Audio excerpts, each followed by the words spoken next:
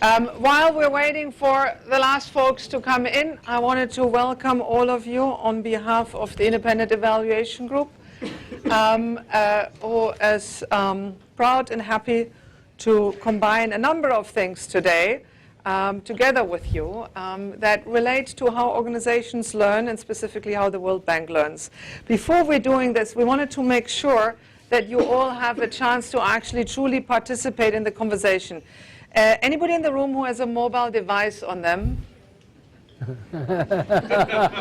Okay. So if you have attended previous IEG events, you may know the drill. We are trying to accept that people will be on their, well, BlackBerries if they still have them, or iPhones or any other device, and rather use your energy there. So we would like you to log in somewhere. Where are you supposed to log in? Here. If you can just pull up your browser and go to polf.com, IEG now. Don't forget the slash. polf.com/IEG now.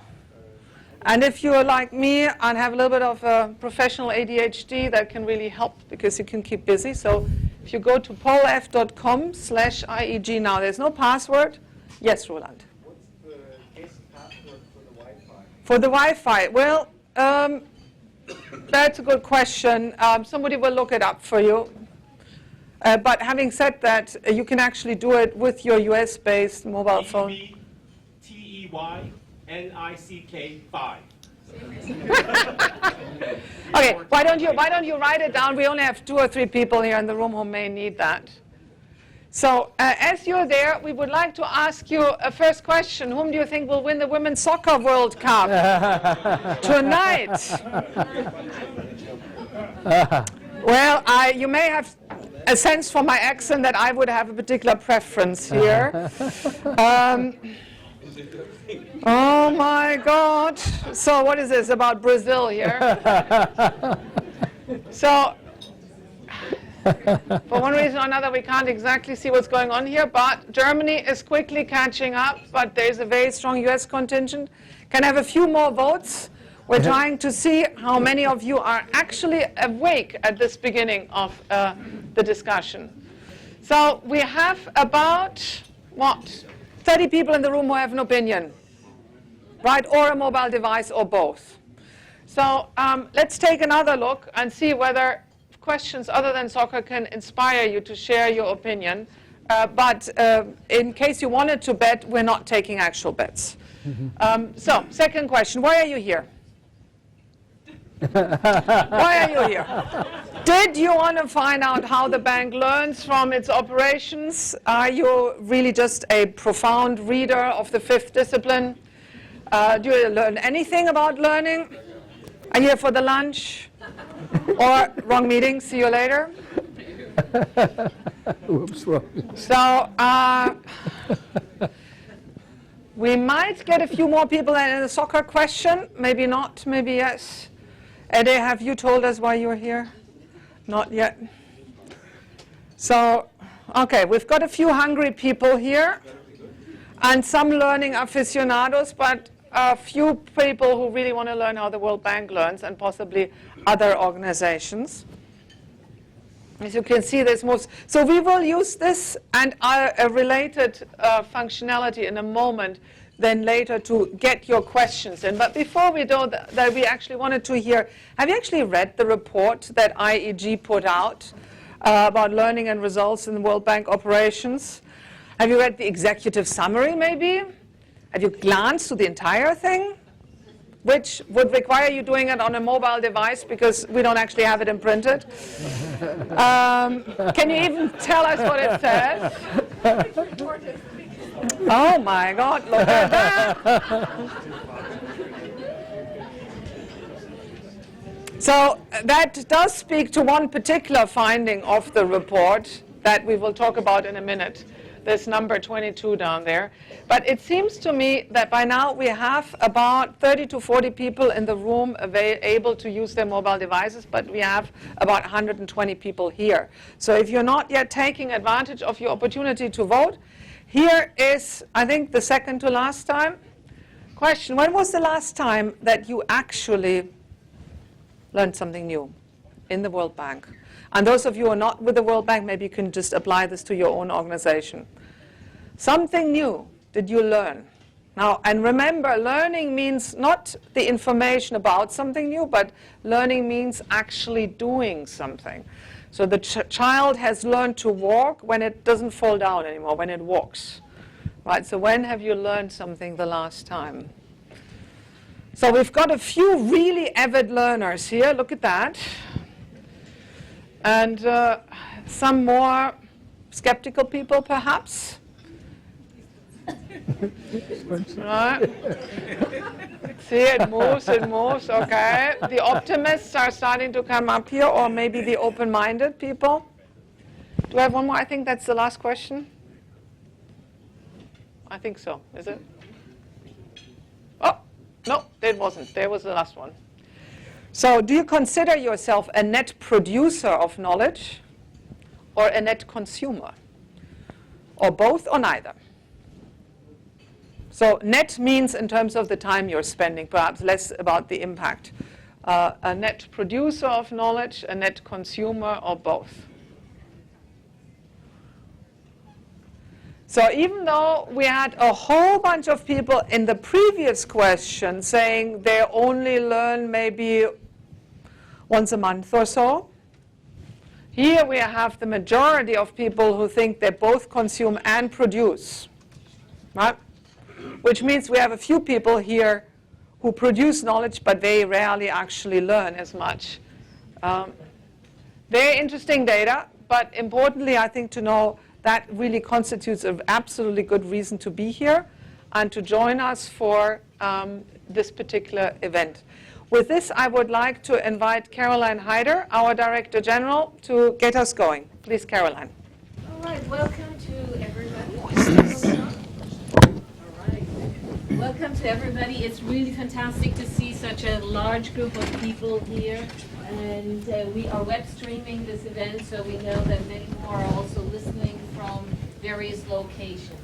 This is really fantastic opportunity. We're bringing three different things together.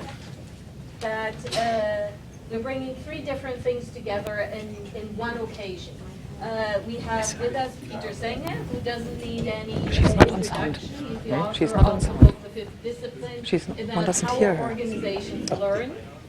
Very topical. The book is now almost 20 years old, so obviously we would be interested to hear what have organizations learned from your wisdom, and are they actually implementing what you suggest, and how can that actually sort of play a role in how the World Bank Group is going to be learning in the future. The second big item on our agenda and why we are organizing this is that famous report where you're all asking which report is it that we're referring to.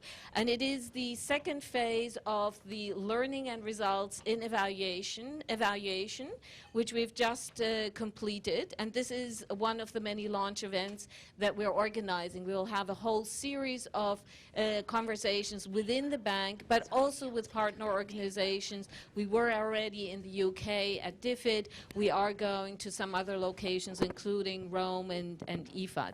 And then thirdly, we have the Evaluation Cooperation Group meeting happening right now. This is a group of evaluation offices in all of the MDBs, the regional banks, IMF, obviously World Bank Group, and a couple of others. And they are here. We're having our regular meeting, and we wanted them to be here because they can contribute to the conversation, but maybe also take something away for their own institutions. So let me ask a question, like, why is learning important? You know, I mean, we have learning aficionados here, but, you know, when you think of it, yes, it's important, we like to do that, or some don't, but ultimately, when we're thinking about our development context, the Sustainable Development Goals, the SDGs, are being approved this year. And they're actually very complex goals that the global community is agreeing on. If the global community is not able to actually learn from its experience and adapt that learning, that knowledge, to a future that should be different, it's not going to achieve that. there's a big part of the conversation that is about the financing side, but the learning side is just as important, if not more. Here within the World Bank Group, the context is this, that the World Bank Group has adopted an entire change process and a strategy, and in that embedded is a concept that's called the Solutions Bank Group. The Solutions Bank Group requires that people do not work with clients with ready-made answers, but that they look at the problem, they bring together people that can actually debate and discuss what would be the best solution for this problem in this particular context. So a lot of open-mindedness, a lot of readiness to learning. The second part of the Solutions Bank Group is about learning and constantly adjusting, whether it's correcting mistakes or sort of like replicating good practice. So this is, by the way, the report that we're talking about. So that is why within the World Bank Group this is so important and why we have undertaken these evaluations. This is some time back. The President Kim asked me, what does the system look like within the World Bank Group? How does somebody learn? How does somebody make mid-course corrections? How do we know that we're actually progressing?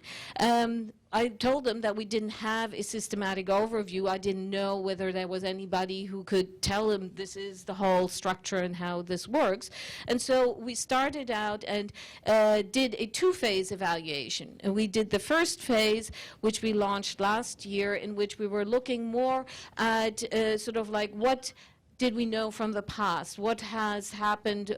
We did a lot of desk work, and in that we concluded on something that's probably relatively unsurprising, the importance of leadership in learning. And leadership in learning translates not just in a generic, we think learning is good, but into a much more concrete signaling in day-to-day interactions when people ask the right questions.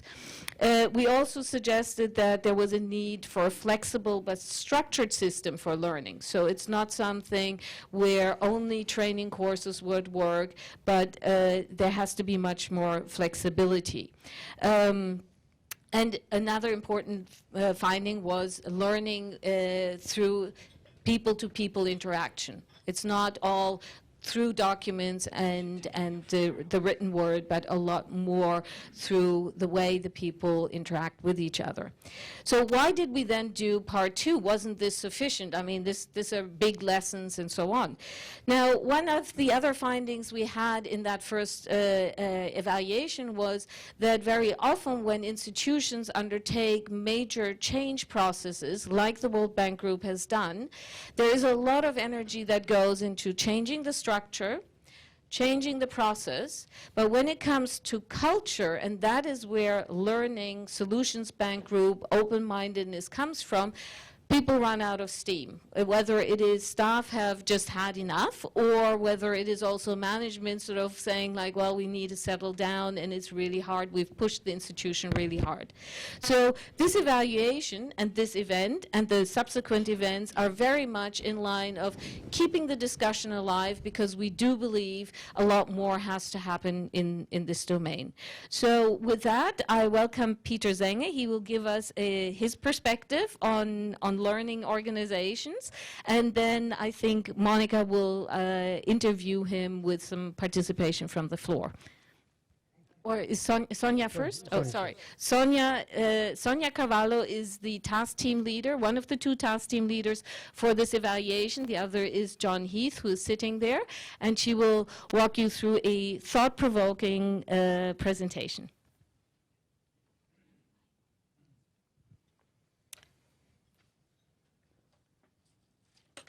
Thank you, Caroline. And thanks, all of you, for coming today. I'm really pleased to be here, and I hope you will be just as pleased, although I know that will depend on what I have to say today. Now, I would like to begin with a question to you. How many of you recall sitting on a seesaw and being mortally scared of flying off the other edge because an elephant jumped on to the other side? Could we please have a show of hands? Fess up, IEG is not assigning any ratings today. So the question is, how many of you have experienced that fear of being tossed up in the air because an elephant jumps onto the other side of a seesaw? Great, great. Now that's candor, and we can proceed. Today I'd like to present 4 takeaways from our evaluation, for which John Heath and I were co-task team leaders. John, would you mind to please stand up? Thank you. Thank you. Like many things in life, the choices we face are typically not between this and that, but are rather of a much more complex nature. How much of this and how much of that? To ensure that learning and knowledge sharing flourish in the bank needs to balance the seesaw right, not necessarily equally. My 4 takeaways highlight areas where the bank needs to put more emphasis and energy. They indicate which way we think the seesaw needs to be tilted going forward.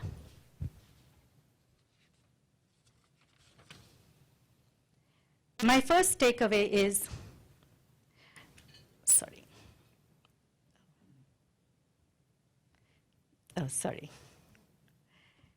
the urgency of removing barriers to open debate and to opposing perspectives, not just falling back on accepted truths.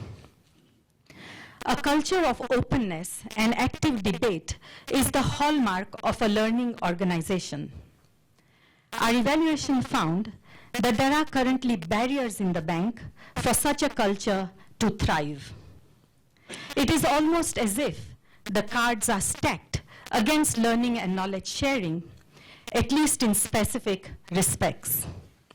For example, when IEG surveyed bank staff, asking them if they felt able to discuss with their management what is not working in a lending operation, only 1/3 of the 1,239 respondents opted for the response to a very large or substantial extent. Creating the psychological safety for staff to reflect on what is working and what isn't, and to own up to any mistakes without fear of repercussion needs to be a priority if learning is to occur actively and routinely. The importance of such a culture was further underlined in the 2015 World Development Report. It pointed out that development professionals, similar to other individuals, are subject to all kinds of biases resulting from their mental models, and that these biases affect their decision making. If the bank is to avoid policy making based on priors and to continually adapt its operations in light of emerging evidence, it needs to take special measures.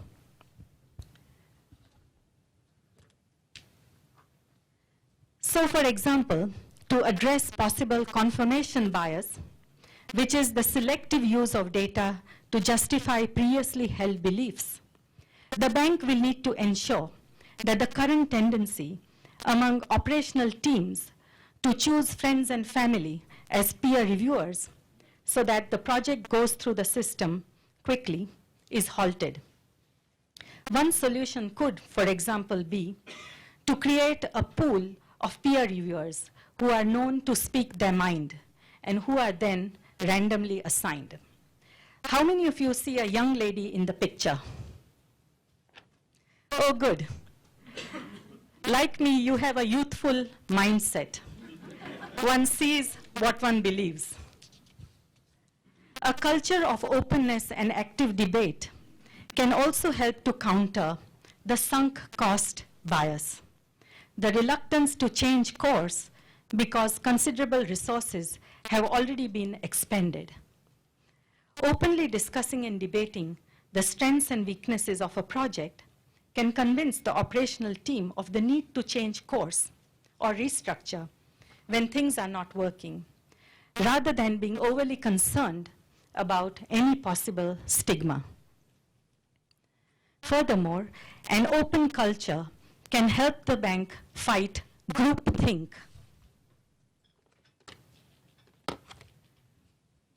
Do the bank's communities of practice, as they currently operate, nurture opposing perspectives, or do they fall prey to a herd mentality?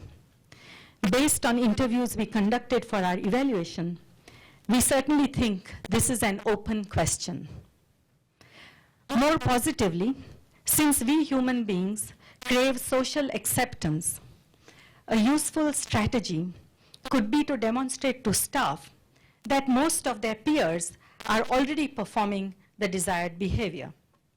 So, for example, if restructuring is publicized as an accepted default option rather than the last resort, and is made more attractive at the bank, say by calling it agile and adaptive project implementation, staff would proudly embrace it rather than retreat from it, setting an example for others.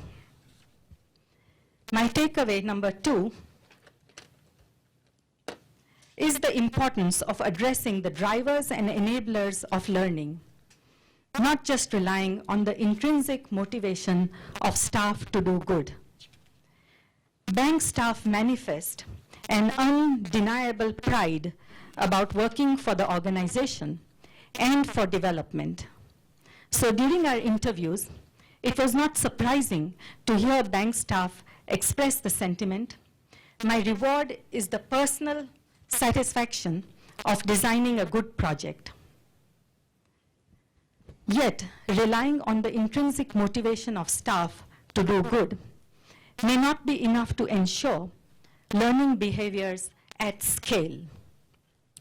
Incentives such as senior management signaling, senior management leading by example, rewards, both monetary and non-monetary, and recognition are key drivers of staff willingness to engage in learning and knowledge-sharing behaviors. And budgets and time allocation govern the ability of staff to do so. They are the enablers. The IG survey indicated that bank staff perceives the lack of institutional incentives as one of the biggest problems for learning and knowledge sharing in the bank. The same survey also found that when asked to select 3 actions most likely to encourage learning in the bank's lending operations, the highest percentage of staff, 66%, chose allotting sufficient time in work program agreements, followed by allocating sufficient budgets, and further followed up by greater recognition of learning behaviors in the staff promotion criteria. The bank needs to give much more weight to the drivers and enablers of learning and knowledge sharing going forward. My third takeaway is recognizing the value of tacit knowledge, not just that of the written word. The written word is of course important, especially in cases where tried and tested solutions exist, and where knowledge does not become quickly obsolete.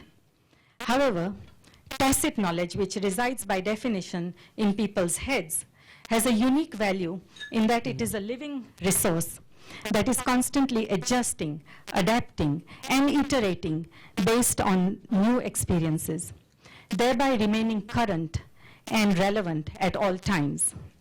Also, it does not face the same constraints of political correctness as the written word. Yet, there is no systematic extraction, sharing, and preservation of tacit knowledge in the bank today.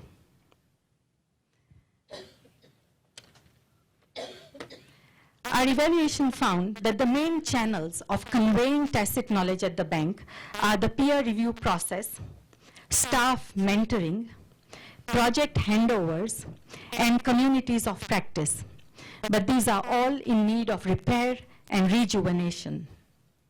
For example, our interviews pointed to highly variable handovers when moving jobs, ranging from a guy dropped a bunch of files on my desk and walked out the door, to instances of when the handover was smooth, mainly due to the personal commitment and interest of the outgoing staff.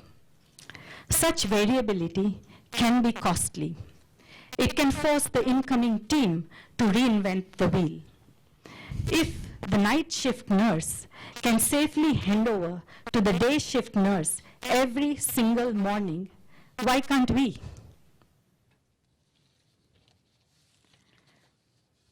Bank staff also generally perceives staff mentoring to have fallen by the wayside in recent years, partly because the budgets for supervision have been too tight to accommodate both the task team leader and a fledgling. Given the past neglect, the seesaw needs to be tilted quite markedly in favor of tacit knowledge. Now you will recall that the side that touches the ground wins, and tacit knowledge has a long way to go to reach the ground. Finally, my fourth takeaway is the importance of rewarding the stickers and not just the movers. The new bank seems to equate success with high mobility, running the risk that movers will have more illustrious careers than the stickers. By increasing the premium on mobility, the new bank could further sharpen the divide between internationally recruited staff, typically the movers, and the locally recruited country office staff, typically the stickers. The challenge is to recognize that learning is not wholly contingent on mobility, and that learning and results will best be served by a purposeful partnership between the movers and stickers. The stickers have a particularly important role to play in bringing knowledge of local institutions and of the local political economy to bear on the lending operation.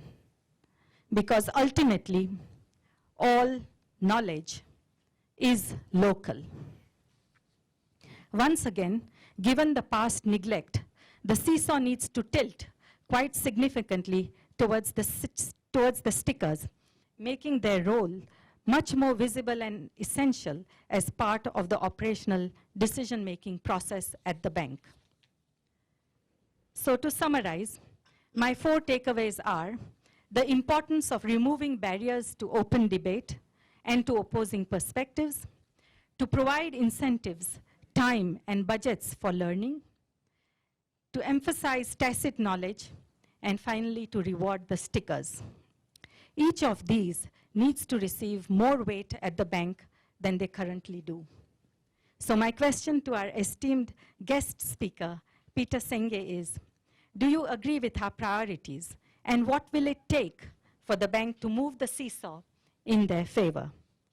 Thank you.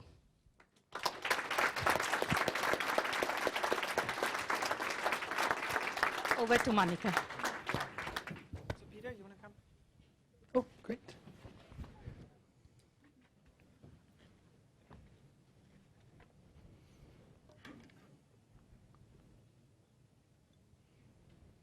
So, good morning, everyone. The format here is such that I'll just make a few kind of general comments and respond as best I can to, where'd you go, Sonia? Oh, there she is, right back there. To the report, which I did get a chance to take a look at. So I'm not sure which of those bars I would have filled out. I wouldn't have been which report.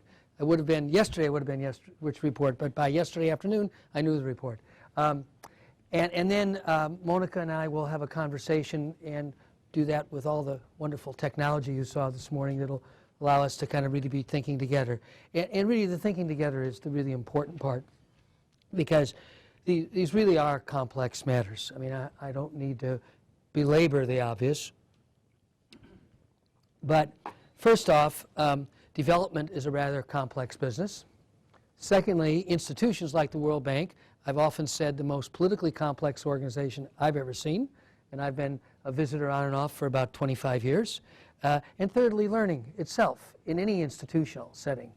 It's easy to talk about becoming a learning organization. This was always a problem when we kind of use that terminology.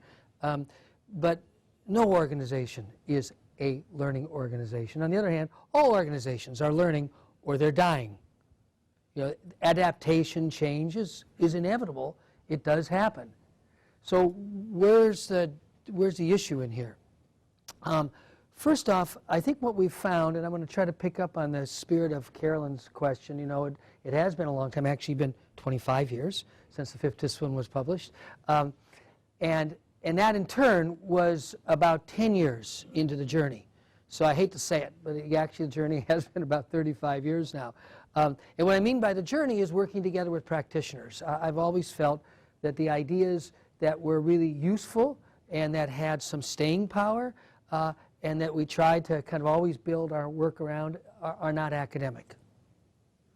I mean, some of them have quite distinct academic roots. I'm trained in systems thinking and all kinds of tools for understanding complexity. They're very clear lineages in different branches of academia. I would say the same is true for a lot of the work on mental models, which has its roots in cognitive psychology, social psychology. So there are clearly academic roots. Interestingly, the third cornerstone we've always said, systems view being one, reflection being one, the third being the creative process, has almost no academic roots. All of the inspiration, I think all of the understanding in that area has actually literally come from the creative arts. Because there is something very different when you're creating versus just analyzing. So the voice of the practitioner has always been quite central. So obviously once the book came out a long, long time ago and the whole journey, there's been an opportunity to continue to build the partnerships. The Society for Organization Learning was preceded by the MIT Center for Systems Thinking and Organizational Learning, and preceded in turn by the MIT Research Project on the new management style. That's actually got started in the 1980s. And all these are one kind of long journey, just my personal reflection, of partnership with a relatively small number of, today in the Society for Organization Learning, I'm a research member, and practitioner members. And that has really colored the way we look at a lot of this. And I thought I would start because it is, in this flow, makes sense to make some very basic observations first. So what is learning anyhow? All of us knew the answer to that, although we didn't think about it, by the age of about what? At what age do you start to understand learning? You may or may not be thinking of it conceptually. You may or may not even have that question in mind, but you really know the process. 2? 3 months? See, it's interesting. As soon as we reflect on it, we realize our lives are really about learning. We did have to learn to walk at one time, as Monica was pointing out. The mastery of natural language. Many learning theorists would argue the most complex learning process a human being ever goes through. It's profoundly complex technically, it's profoundly complex emotionally and socially. It opens up whole new pathways for us to connect with the people around us. And yet, there we are, almost all of us mastering natural language as a very natural, almost inescapable process by the age of 2 or 3, or sometimes even as late as 4. So you might say learning is living. Living is learning. This particular species isn't especially fast, isn't especially strong. What's its survival advantage? Ultimately, if we look at it from a biological, evolutionary perspective, probably in part it's our capacity to learn. Probably one of the reasons we have made it this far. And of course, we're not sure how much further we will make it. We're quite a young species. We're still being tested out. We've had to kind of come to some consensus about basic definitions. So let me just rattle those off very quickly.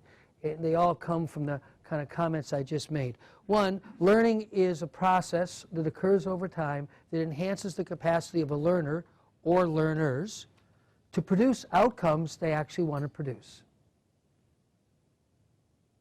Another way to say that, which is very confusing, but when I add the second sentence, I don't think it'll be so confusing. Learning is a process that enhances knowledge.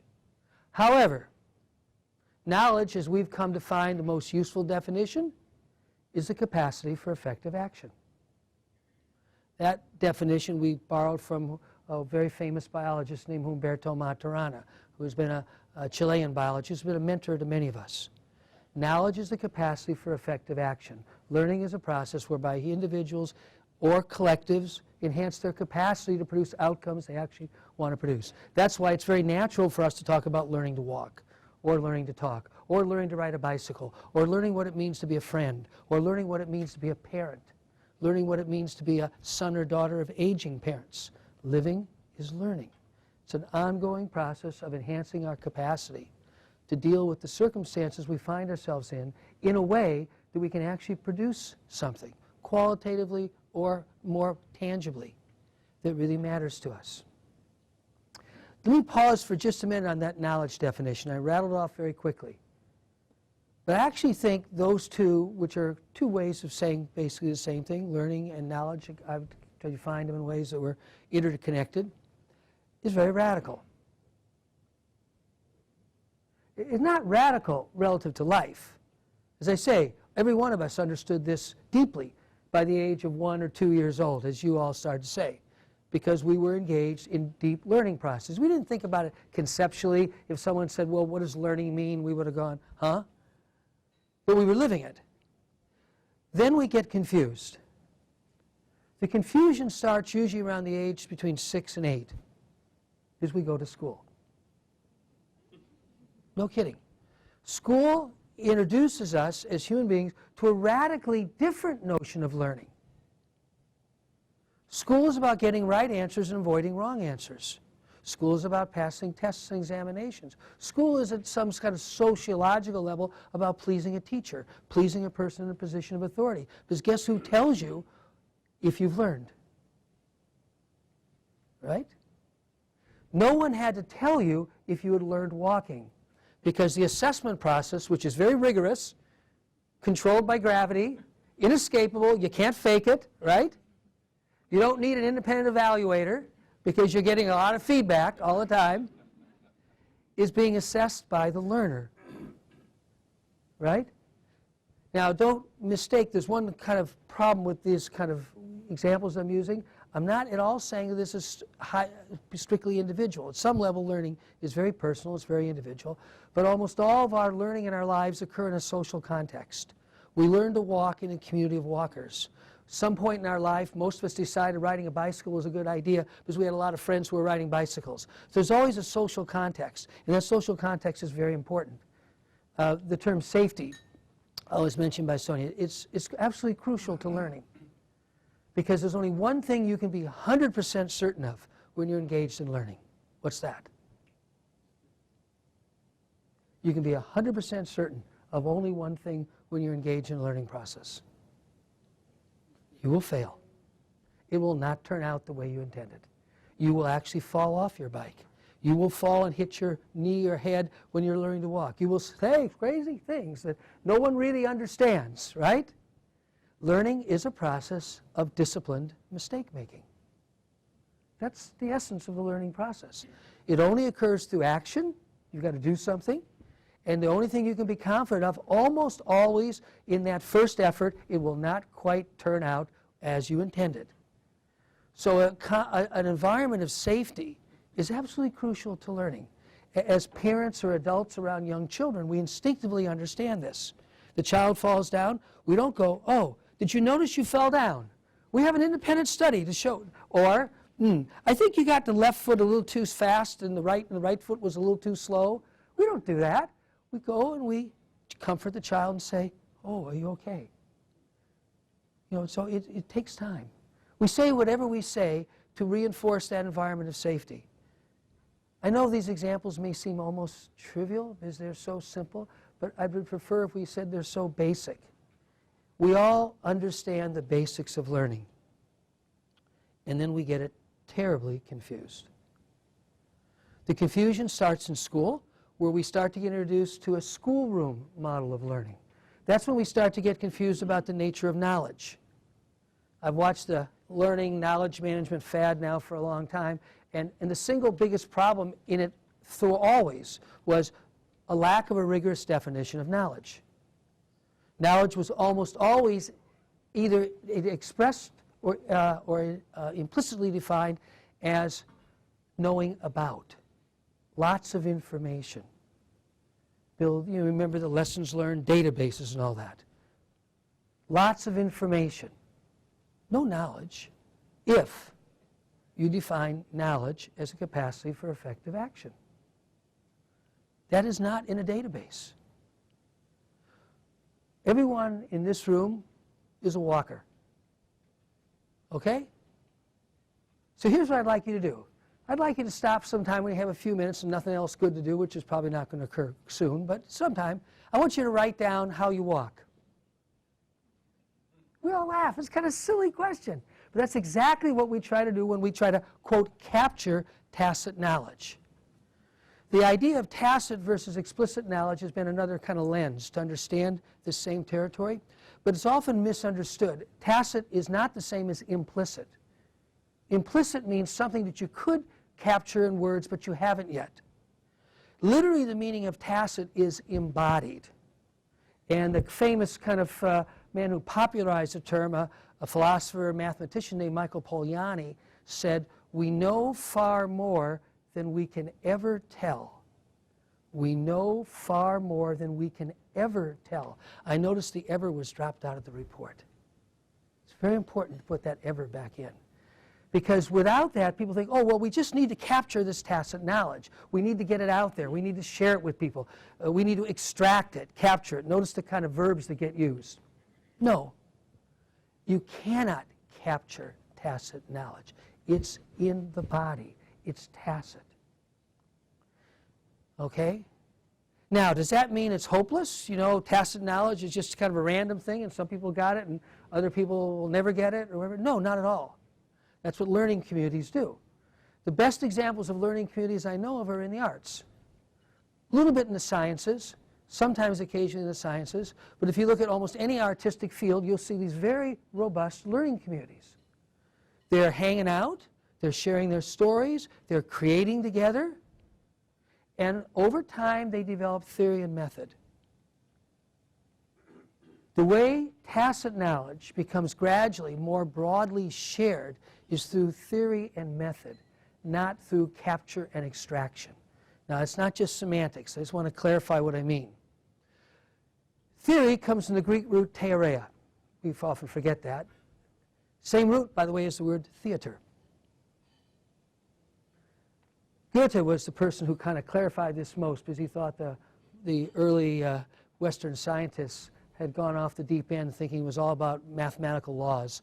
He said, no, theoria is about seeing, the ability to see. Method is how you translate your understanding into something that somebody else can do. So if you look at the arts, again, people create methods all the time, whether it's methods for developing your ability to act, the ability to make music, even the ability to write poetry, even the most pure poetic or creative activities. There's a lot of study that goes on. Obviously, you study a lot of poems. You study a lot of structural arrangements that different poems could follow. And then there's ones that don't follow any of those, just like there is in music. Theory and method is the process whereby tacit knowledge gradually gets shared more widely. It is not extraction, because you cannot extract how you walk. However, how many of you have ever helped a child learn to ride a bicycle? Right? Not easy, right? A lot of emotions going on there because maybe your child, you know, I remember our youngest son was really determined. He learned quite quickly, but our oldest son, our youngest son, though, he fell a couple times bad, he quit, he gave up. He said, that's it. It's not that important. 2 years later, he changed his mind. He decided it was that important. One of the things you learn is, you might say, I'm using this to illustrate what I mean by method. It's a heck of a lot easier to take that bicycle out on a grassy field. Because then that fear of falling, which you've got to kind of move through to learn to ride a bicycle, is not quite so bad. You don't learn to ride a bicycle on a concrete, hard surface if you can. If you can find something relatively soft, fine. So that illustrates a very important principle. It's this principle of safety. And if learning is failing in a disciplined way, then safety is crucial to learning. Safety and a sense of support and mutuality. Now again, I'm almost a little embarrassed saying these things because they're so basic. But if we look across the street, and when, from an institutional perspective, we're trying to do this, build a learning organization, we realize very quickly we violate almost all the basic principles. We make it very hard for people to make mistakes. If they don't do well, we plan to publish their ratings someplace, right? Who would want to see their ratings published? By the way, it's not just your problem. A lot of schools in America, school systems, are publishing their teachers' ratings in local newspapers. How the kids did for this teacher versus this teacher versus this teacher on the latest standardized high-stakes testing. Would you want to work in an environment like that? Of course not. What's the biggest problem in American schools? I'm just using this again to illustrate. Recruiting and retaining high-quality, committed teachers. Who in their right mind would want to be a teacher whose students' results are published in the local newspaper? So that isn't actually very safe. So I'm just saying that if we really ponder, and the only reason I spent the time on these really, really basic things is if we ponder any one of them, we start to see that they're actually consistently violated when people try to build learning organizations. Look, everybody espouses we want to be a learning organization. Okay, let's take the word out. We want to be an organization that recognizes our incompetency and our stupidity. Doesn't sound quite so attractive now, does it? But you know what? If you're competent, or you already know, what is there to learn? What people don't quite want to embrace as much is, oh, you want to be a learning organization? Well, you got to embrace your incompetence and your ignorance. That's a tough one for those of us who went through the schoolroom model of learning and eventually got to the point of concluding that the key to being successful in life, usually by around the age of 8 or 9, probably for most of us, is doing well in school, which means avoiding mistakes. And by the way, following the agenda that the teacher sets in almost all schools. There are exceptions. So, lastly, I'd like to just talk for a minute more because it's an important idea in the report about the social context of learning. And this whole business of learning occurs in informal learning is the term that gets used in the report. As opposed to what?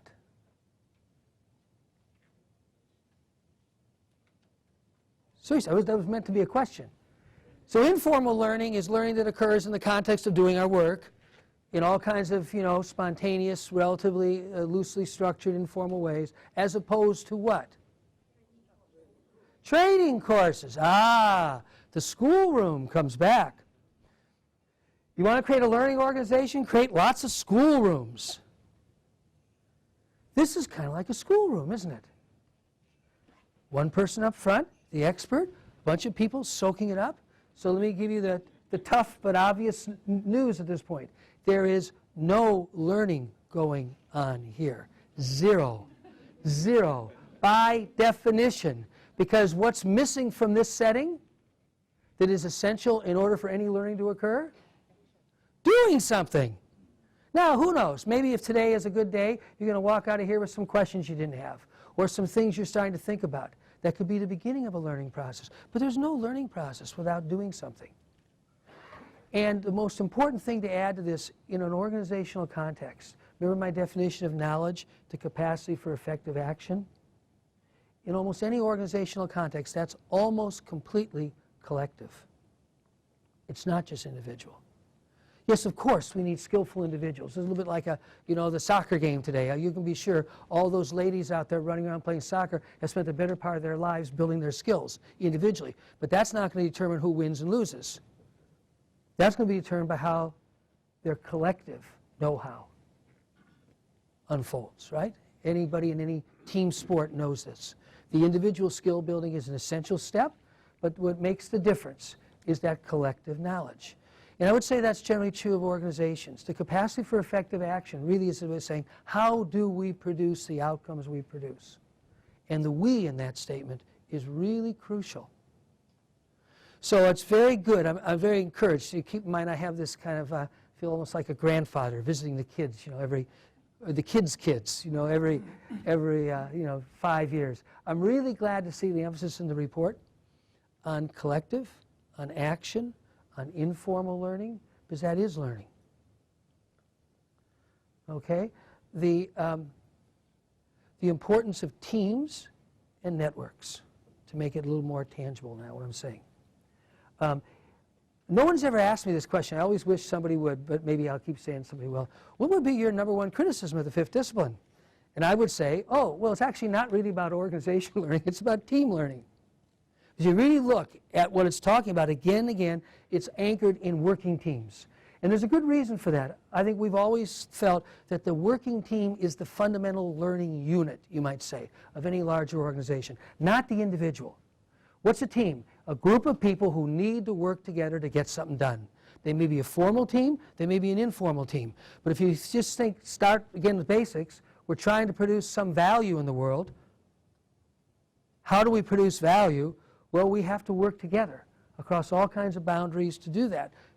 So teams are really fundamental. You want to start to transform the culture of an organization, don't waste your time giving speeches. Don't waste your time writing strategies. I really do mean that. That is a total waste of time. Find the teams, the people working together who are really already kind of pioneering. Get out there and help them. What's making their life miserable? Your emphasis on barriers. You're absolutely right. There's always tons of barriers. A lot of them are built into the metrics, the performance management systems. But the teams that are really innovating in terms of creating a different way of working together, they're usually quite articulate. If only we could remove these three barriers, it would really help us. But don't do it from an analytic, conceptual, we're going to analyze the barriers to learning in our organization. Go to the innovators. Go to those teams that you say, here's a good example, not a paragon. No one's a paragon. But here's a good example of a group of people who really are starting to build a capacity to collaborate, to reflect, to talk about tough issues, which of course is crucial to learning, as the report emphasizes again and again. But I would be a little careful about, saying break down the barriers to open debate. It's so conceptual. I would say find the teams that are doing that well. Ask them, how are they doing it? What's the nature of your developmental process? And what are the things that are making your life miserable? Because if we analyze what are the barriers to open debate, we'll come up with a good list, like a good report. Sorry, I don't mean this criticism. I hope you can tell this by now. And I have a lot of fondness for the ideas that are found in that report. But come on, it's a report. There's no learning in a report. There's no knowledge in a report, by the way I've defined them. There's ideas, there's insights, there's maybe, hopefully, stimulation, a little inspiration, perhaps. It all depends what people do with it. Lastly, one last thing. I couldn't resist this because if you remember the picture, if you could bring it up again, the old woman, young woman, that's a classic one. I just want to point out one thing. Now so it's next one. Old woman, young, yeah, there, that one right there. Okay, so you look at that, it's a great practice. A lot of us see a young woman right away. Some of us see an old woman. I don't know what the distribution is. This has been used by cognitive psychologists for a long time, right? So if you don't see both, the young woman is with the black hair and looks like maybe part of a hat up above, facing to the left. But the old woman, because sometimes people find a little more trouble seeing this, there's her mouth. There's her mouth, there's her jaw, or her nose, right? And her head is covered like with a shawl. There is no old woman and young woman. There is no old woman and young woman in this picture. There are a bunch of lines on a piece of paper, period. Period. There is no objective, oh, what's going on here? I want to be honest with you, although I appreciate the sentiment, I hate the term confirmation bias. I hate the term bias because it implies there's something called no bias. Right? One of, again, teacher I mentioned a little while ago, the Chilean biologist Humberto Maturana, hates the term objective. Actually, he really hates the term subjective. He said, oh, here, the people say, oh, look, this is a subjective view you've got here. And he says, what other sort of view is there? Subjective, in a pejorative sense, implies there's something called objective. There is no old or young woman in this picture. There are a bunch of lines drawn on a piece of paper. That's the closest we could say to an objective statement. Everything else is interpretation. None of you hear what I say. None of you. Here's the test. I'd like you to write down verbatim what I said the last 5 minutes. Anybody think you could do that? Of course not. We all laugh. It's kind of silly. We are not recording devices. Human beings do not passively take in data through their sensors from the external environment and record it like the reverse image in the back of a camera somewhere in the brain. It's a very mechanical and very inaccurate view of human perception or cognition. We interact with our reality in a way that we bring forth perception. That's a much more accurate description of the actual process. There are only mental models, period. Humberto is a very eminent scientist. His team at MIT won the Nobel Prize about 5 years after he left as a postgrad. He's not a kind of a science writer or a commentator of science. And Humberto, one of his favorite statements is, all things said are said by somebody. All things said are said by somebody. There is no objective statement. This is one of the deepest problems with the schoolroom model of learning. Because we're so anchored on what's right and what's wrong, we forget that actually as human beings, what all that really matters is, are we effective? And whatever we're really trying to do. And all the right and wrong stuff are at best scaffolding to help us be more effective. That's why we came to that definition of knowledge as the capacity for effective action. There is no old woman and young woman. There is just perception. Now, that's not just an intellectual comment. It's a profoundly cultural one. Once we can really internalize that, we realize none of us, no matter how many PhDs, no matter we work in Washington or some remote World Bank office or partner in some very undeveloped place, none of us sees reality as it is. We see our seeing. If we really can take that in, that I've always felt is really the germ, the kind of core germ of the spirit of building a learning-oriented culture. In more traditional words, you'd call it humility. None of us sees reality as it is. If we can really hold that and live in that, we can actually learn with each other. We can actually be curious about somebody who sees something very different than us. That person obviously is not very well educated. They obviously don't know what's really going on, or whatever. We can actually start to develop a real spirit of thinking and living together so that we can become more effective together. That's what building learning organizations as an intention has always been about. Monica? Thank you very much.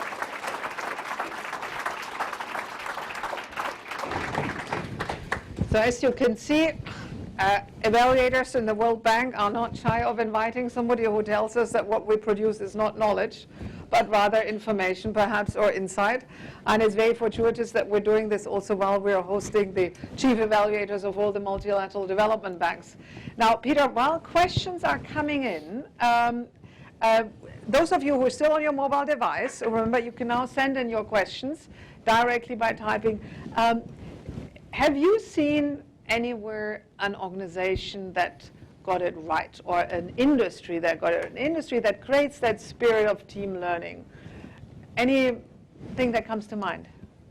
Well, absolutely. I mean, we would have never written anything if they hadn't had lots of experiences. That's why I was trying to refer to by saying even that first 10 years, which culminated in the fifth discipline, was intense processes of practical application. Again, a lot of people thinking it's more, I mean, I never thought of myself as an academic. People say, oh, you know, you've written all those ideas. Are people implementing those ideas? I go, what? No, those ideas are what I've learned from working with people doing things. So it's sort of like implementing walking. You don't implement walking, right? You try to walk, and you try to understand the process. So I've been around so many organizations that I would say have made real progress. Not surprisingly, it's like this, like everything in nature. You know, you go forward, one step back. It's complex, it's challenging. As I was commenting over dinner last night, I've been particularly interested in where this is starting to unfold on a larger scale. I think the first industry that is starting to cross a threshold where learning is inescapable, at least the first one that I've seen firsthand, is actually the software industry. And the reasons for it are quite interesting.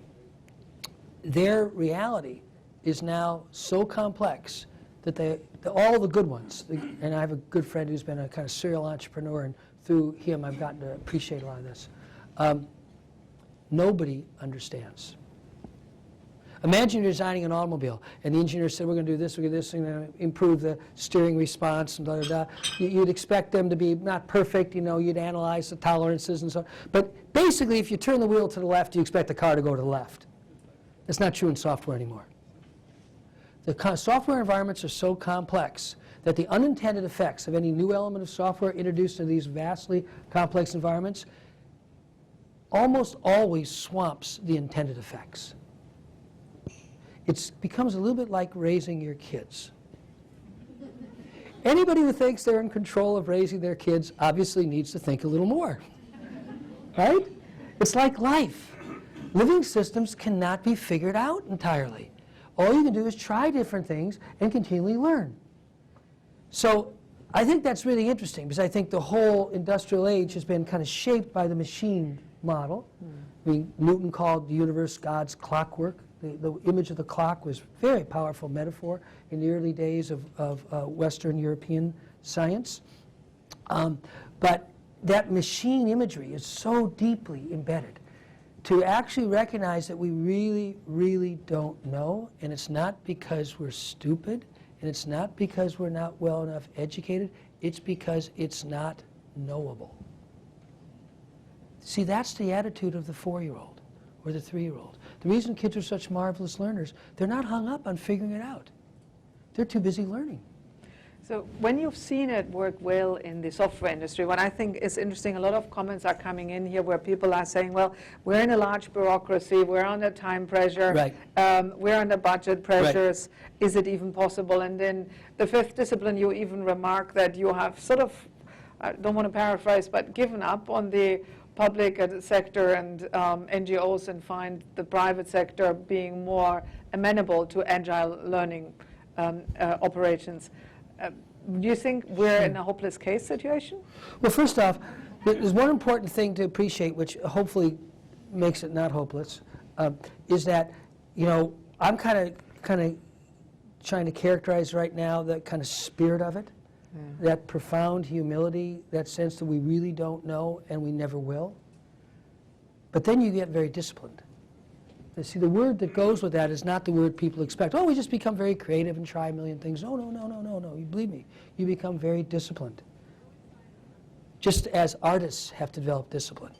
So you do try things, of course, but you have very disciplined ways of studying the outcomes of what you do, reflecting in the really good, what they call today, collaborative system design firms.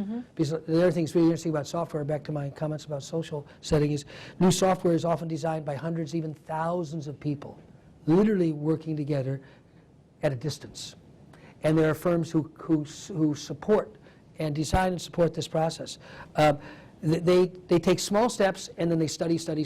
What's happening, what's not happening, what do we expect, what's surprise. And so it's very disciplined. And so I think it's very important to appreciate that this is not about the absence, but actually the cultivation of discipline. Particularly in order for it to operate in a complex setting with lots of people involved. So I absolutely think this is a path that's accessible to all organizations. I don't think it has anything to do with public or private at some level. I think it's just easier in a way, oftentimes in the private sector context, because the feedback from the marketplace helps you a lot. And the feedback that you all get in developmental efforts is much more ambiguous. It's longer term and it's more ambiguous. It's one of the reasons you're always working to improve the quality of that feedback. But the basic processes are the basic processes. Most of the things that I've been involved with, not the software industry, I just told you that story because of your question. Most things I'm involved with are, like global food system, education, primary and secondary education, tremendously complex industries that have enormously challenging change processes that they have to face. And I think the principles are all the same. You transform relationships, you build working teams, you get much more disciplined about how you go about things. You really get curious about what's not working, which means you create a culture where people can trust each other, the things that you were talking about. They're always the same principles. Now, here's an odd dichotomy, though. You say in order to learn, we need to have safety. Mm-hmm. At the same time, in a safe bureaucracy like ours, and a number of comments have come in, there is that fear, there is that notion of, do we have enough appetite for risk? When the private sector faces, in many ways, just as tremendous, if not bigger risks, certainly personal risks for bankruptcy, for being exposed, for losing your job quite immediately. How do you bring these two things together? Which of the two you're referring to now? The two that the group that seems to have more difficulty with learning is the group that's actually safer. Yeah. So obviously we have to define safety here. It's not job security. And I think any learning therapist would say it's ultimately psychological or emotional safety. Mm. It's like the little child has to feel that their identity is not at risk if they fall off their bicycle. I mean, it's that kind of security. It's not job security. Right. Yeah, you're absolutely right. In a lot of businesses, people don't have the greatest job security. But they work really hard to create an environment where people can say, yeah, if we don't get good at acknowledging what's not working, we're not going to be around very long. And conversely, almost you could say one of the defining features of large bureaucratic organizations is that they, you might say, kind of perversely create job security with personal insecurity. Yeah. Now, on the insecurity side, a number of people have commented on this question of rating. And Johan made a very strong statement earlier today, but also in various things that you have written where you are saying the moment you get rated, you focus on the rating and you don't focus on the learning anymore. At the same time, a number of certainly the people who have written in comments say, that actually stimulates energy, and we have a lot of evidence that competition brings out innovation in people. Sure. How do you bring these two things together? Well, I mean, let's use the analogy, which I think is pretty apt here, of grades in school. Mm-hmm. Right? Any educator will tell you the big problem with grades in school is kids ultimately focus on what their grade is, not what they're learning. Right? We get a lot of kids who get good grades but actually don't understand very much because they're not guided by deeper questions. I mean, I know this as a math science person. It's biggest problem in mathematics education particularly is technical facility with no deeper understanding. So you can manipulate your quadratic equations or your calculus manipulations, but you have no understanding what those models, because all mathematics is in that sense are models, are really representing. You have no deeper understanding. If someone asks you, well, would you explain or help another child learn that? You'd be clueless. You'd tell them a bunch of techniques, and that's all you could tell them. So I think that's exactly the kind of problem we have here. Ratings, like grades, are just a tool. They're not good or bad. It's kind of silly to argue if they're good or bad. It's always, how is it used? My biggest concern, and this is what Monica was referring to, we talked about a little bit at dinner last night, is I see a real tendency right now, not just the World Bank, but this is quite a broad problem, of taking information that could be potentially useful for an individual or team to see how they're doing and improve, and making it public, which then will lead anybody, this is human nature, it's not good or bad, to be enormously, I would say obsessively concerned about how they're perceived. So you get into a big elaborate game of manipulating perceptions, and it's a massive distraction from doing really better work on really complex issues. So we were using an analogy last night, which I think is a pretty good one here, because I think it's a valid way to talk about the history of accounting. There really have always been two traditions of accounting. They got confounded in the 60s and 70s. I think actually the MBA programs and the management schools were a big cause of this. And the traditions were very simple. You had financial accounting, the purpose of which was to be able to assure an external investor that their money wasn't being wasted. The audience was the external investor. And you had return and profit and all this. This was financial accounting. And then you had what was traditionally called managerial accounting, the purpose of which was to help people in a process get a richer set of information that could help them improve what they're doing. And the two were separate for good reasons. First off, the managerial accounting had a lot of technical stuff that people outside wouldn't make a clue. They couldn't make, it wouldn't be useful for them or even interesting. But even much more importantly than that, you never measure in a vacuum. The questions about measurement should always be, what are we measuring, for who, and for what purpose? We forget those second two questions. So every measure is a tool, the purpose of which should be to help somebody do something better. If that's an external investor, fine. Boards always have to be concerned about that. That's part of their job. But, you know, it's like what's happened in business. I mean, what happened over the last, well, I would say it started in the 60s and in the 70s, the two fields started to get confounded, and before long you had people trying to manage businesses by looking at their profitability or their stock prices. And it's a disaster. And I'm using this as a parallel situation. It's different. But you can get it. You start to manage a business by looking at your profit. It's like driving a car looking in the rearview mirror. You're not going to be a very good driver because you're looking at some reflection of history, not what's going on right now and what's imminent in your near future.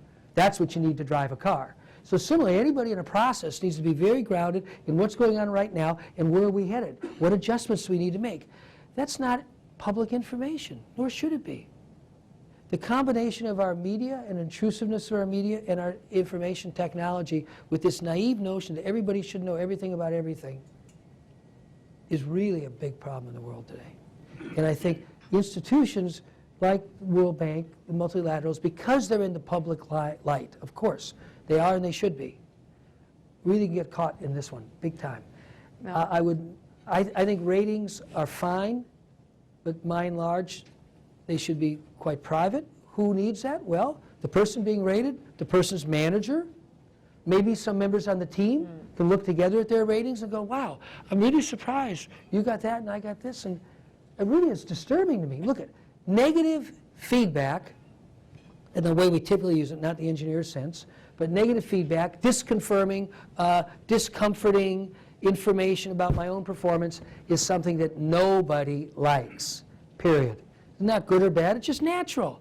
We all get defensive. Well, I didn't quite measure it right, and well, that's interesting, but that's not really what I do. And we have all naturally defend ourselves immediately. That you need a super safe environment to deal with that. So now, going from the ratings a little bit to the environment that needs to be created. Earlier you said, you know, don't make a big strategy, just find yourself teams that work, see what you can help them, enable them.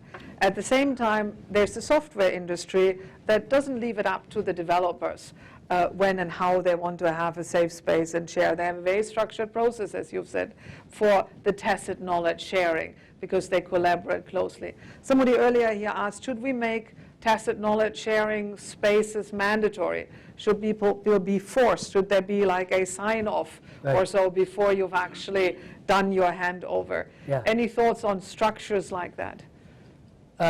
Well, two types of structures I've seen seem to help a lot. I thought the comments about handovers really made a lot of sense to me, and that's what you're illustrating there at the end. Because, and I thought also the comment about the stickers versus the movers. Again, I don't know the World Bank in depth, but it just felt to me like a very timely and appropriate comment, because the building and cultivating and refining of tacit knowledge as a collective phenomenon, because again, what matters is really what's understood collectively by teams and networks. The quickest way to undermine that is have too rapid movement of people. Plus, you get this dual culture. And after a while, it's the movers who have high status and the people who are stuck, oh, you didn't get to move. I've seen that happen in corporations. It can be devastating. So you're always looking for some sort of balance there of how you're cultivating enough continuity in the deeper, inevitably tacit, shared understanding of how you're getting things done. And you want enough movement that you're refreshing things. And new people are coming in with new points of view and new agendas. That's the balance you're looking for. But it's not about promotion and status. It's about knowledge. Second thing is, so I think really paying attention to that, I've always found to be a very high leverage. And it's never black or white. But it all starts with the question, well, what do we think we know? What's the type of knowledge that we're trying to conserve here? I'll give you an example in a minute of one way an organization went about dealing with that in a more disciplined way. But the second basic practice is the one I think also is talked about in the report. And I've seen this now, it's kind of joked about, and I think it's made a little bit into a caricature of the high-tech companies and their Friday afternoon parties and all that stuff. But there's a real reason for this. You all know Bose. Bose is a speaker manufacturer. Yeah. The guy, Anwar Bose, is an MIT electrical engineering professor, so we all know Bose quite well at MIT. And Anwar was considered quite quirky because he had several kind of weird rules that people thought was weird. And one of his weird rules was you shouldn't have a coffee or tea at your desk. He said, no coffee or tea at your desk. People thought, well, that's kind of arbitrary. But what he was really focused on was on any Bose facility, you'll find really lovely places to go and have a coffee or a tea. So his whole point was to get people away from their desks. If they wanted a coffee or tea, they would go someplace, and they were always really nice, and they had really good coffee and a wonderful variety of teas. Being an Indian man, of course, he wanted to make sure they had really, really good teas. Because he was convinced in those breaks, when people stood around having a coffee or a tea, is where most of the knowledge sharing occurred. He thought that was absolutely pivotal to the kind of knowledge creation he wanted. So the way we've kind of generalized that, the conceptualization, is social spaces. You have to create spaces that are not about the work. In some sense, this is such human nature, right? It's the places, as the kids say, you hang. You're just there. You talk about whatever you talk about. The most rigorous effort I ever saw to kind of organize and support in a disciplined way this emergence, I mean, you go by different terms, peer learning networks, communities of practice, all this language has come up in the last 15 years in this field because it's describing a very real phenomenon. What is the quality of these networks that cross the boundaries between a team working over here and a team working over here? Hewlett-Packard, its most profitable division was the people who make the little cartridges, called Ink Supply division. Largest and most profitable division of the company. Worked for about 3 or 4 years, interestingly, with that Chilean biologist, Humberto Maturana, advising them, who knows nothing about business, but who knows a lot about learning, developing what they called reflective action science. And reflective action science can be illustrated with the core practice. The core practice was they would get people together and they would say, think of something you've accomplished in the last 2 years that you're proud of. This kind of question doesn't get asked much. And it's almost the antithesis of the rating stuff. I think you can get a sense of the, I don't think ratings are bad or evil. I think they're just terribly misused. Think of something you're really proud of that you accomplished. Now, write down the names of the people without whom you wouldn't have accomplished it. This became a core practice. All the engineers were regularly getting together, and they called them their networks of collaboration. They actually often call them their knowledge networks. Without that network of people, we would not have developed this, or we would have never learned we were going off the wrong direction here. It always started with something you accomplished you're proud of, who was essential to accomplish it. They started to produce these maps. A lot of you know there's a whole discipline of social network analysis, been around for 50 years in the social sciences. This is almost the opposite, because that's always done with questionnaires by experts. analyzing the questionnaires. These were done by the engineers themselves to reflect on who they needed to get their work done. And why did they do that? Because it took quite a bit of time. Because they were convinced if they didn't map their networks of collaboration, the managers would screw it up. The managers would come along with all kinds of good ideas about saving money and reorganize all the time. And then they would say, okay, you want to reorganize, what are you going to do about this network? Because this network has been responsible for these innovations. So the managers would have to answer that question. So they use it as a real tool to fight back against arbitrary management reorganizations. But they were really good at it, really disciplined. And one of the iconic stories of that work went on for over 10 years. I've lost touch in the last few years, so I don't know if it's still going on. I suspect it is. And keep in mind, this is a very technical organization. 2/3 of the people have degrees, engineering degrees, masters or above. And they're mapping their networks of collaboration, and they found this one network. There was about 27 or 28 people, and when they really looked at what that network had accomplished, they said, well, of all of our networks, they've probably contributed more to the bottom line than any network in the last 5 years. And then somebody pointed out, have you noticed they're all women?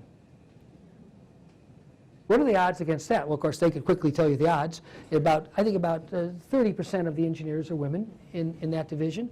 The odds of a network of 30 people being all women are astronomical. And somebody looked and said, oh, it's the quilting circle.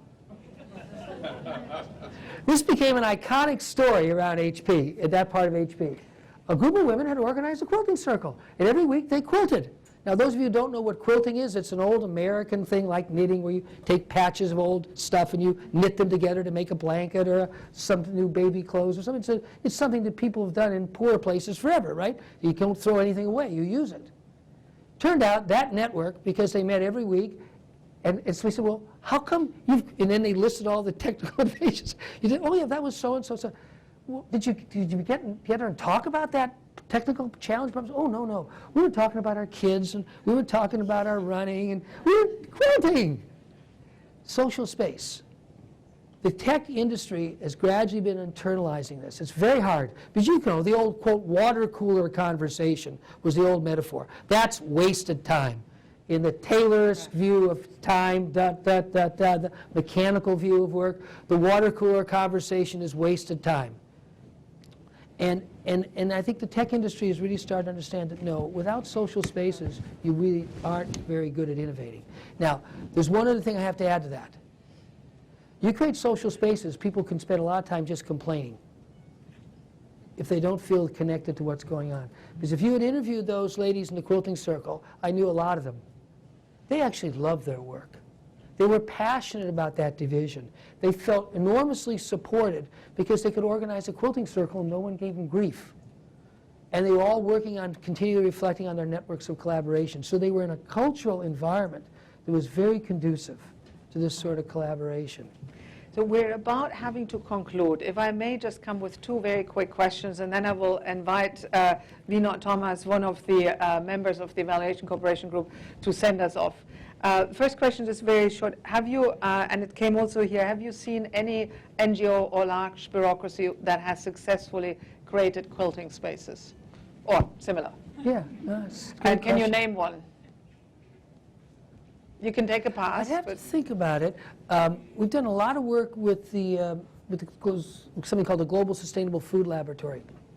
And I don't know all these organizations really well. There's now about 70 of the world's largest food companies and NGOs, about a 50-50 mix. But the founding NGO, the founding corporation was Unilever. The founding NGO was Oxfam. Okay. And I've spent enough time around there. I have a lot of respect for that organization. This is Oxfam UK. It's the mothership of the Oxfam network. Yeah. And you know, I always hesitate a little bit on these questions because nobody or no organization should ever be put on a pedestal. It's the best way to undermine anything. They have an old saying in the Confucian tradition, if someone compliments you, run as fast as you can. There's But nothing we- that's we- more. we So can- we don't want to over-compliment people. We can go and quilt with them and find out Yeah, how they but do I it. think they create a lot of spaces. And you look at when they finally built a headquarters in Oxford, It really looks like a high-tech headquarters. It's all open space. It's all organized, and that's a not trivial thing. You see that almost universally now. These flexible spaces, no private meeting, no private offices, but people got to have room to work, but they also ought to be able to get together and they have to see each other all the time. There's actually been a fairly good amount of research on office design and innovation, and it always comes down to create a lot of open spaces, make it friendly, and people would want to bring their kids into this place. That's always a good question. Would I want to bring my kids along with me? There'd be other kids and they'd be playing and we're all kind of having a good time here. So friendly, welcoming, and a lot of ease of moving. Thank you. Thank you. Now, Vinod, would you want to close us off? Thank you. I'm between this wonderful session and lunch, so I'll be very brief. But let me take this moment to recognize the wonderful group who are here from the World Bank Group. Within that, the independent evaluation group of the World Bank, and the independent evaluators from all over, at least, say, 10 multilateral development banks, the United Nations. And this session with Peter and Sonia and John has been extremely interesting, valuable. I think it has lessons for all of us, and that's the first thing I want to say. Sonia's presentations, the value of peer reviewers, the role of groupthink, handovers. When these were mentioned, I thought we were talking about ADB, which is where I come from, and I think others will relate to the same thing. People often ask me, what's the difference between the World Bank and ADB? This is not the moment to get into great detail, but the Asian Development Bank is smaller, so listening may be easier. World Bank Group is bigger, but by that same token, the lessons and learning come from a larger canvas, more thematic areas, more regions. So this is a semi-diplomatic answer. There is benefit on both sides of being small and big.